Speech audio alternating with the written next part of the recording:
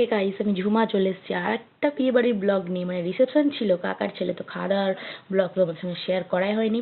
আর আজকে ভেবেছিলাম সবার সঙ্গে মা দিদিদের সঙ্গে বসেছি, আড্ডা মারবো, জমিয়ে খাওয়া দাওয়া করবো।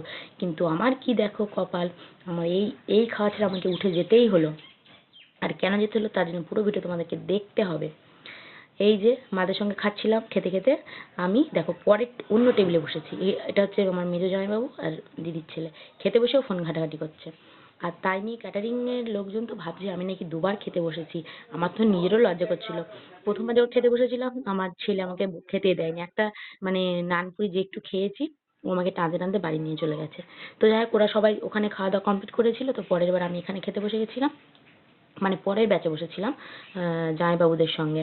আর আজকে কিন্তু তোমার মেনু ছিল চানা মশলা ছিল, নানপুরি ছিল, আর সাদা ভাত ছিল বাসমতি রাইসের, আর তোমার ছিল ঝুরঝুরি আলু ভাজা, ডাল, মাছ, মাংস, যা যা থাকে আর কি।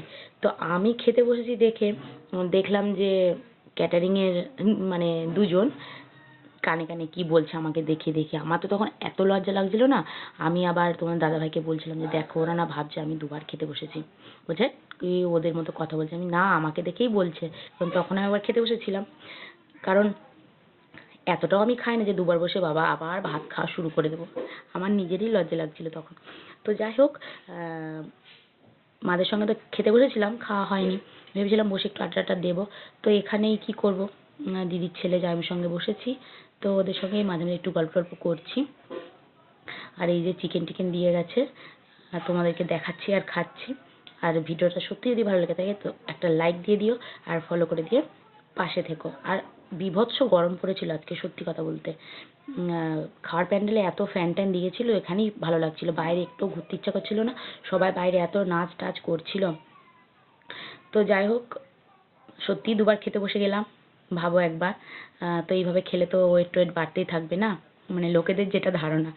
যাই হোক, তো ভিডিওটা আর বেশি বাড়াবো না। আর ছিল মিষ্টি, ছিল পান্তুয়া, ছিল সন্দেশ ছিল, তো আমি একটা সন্দেশই নিয়েছিলাম, কারণ মিষ্টি অতগুলো খেতে আমার ভালো লাগে না, আর আমি গরমের মধ্যে খেতে চাইও নি। যাই হোক, সব মিলে বেশ বিয়ে বাড়ি দারুণ কেটেছে। এরকম বাড়িতে বিয়ে হলে না খুব মজা হয়। তো চলো আজকের মতো এখানে টাটা, পরের ব্লগে আবার দেখা।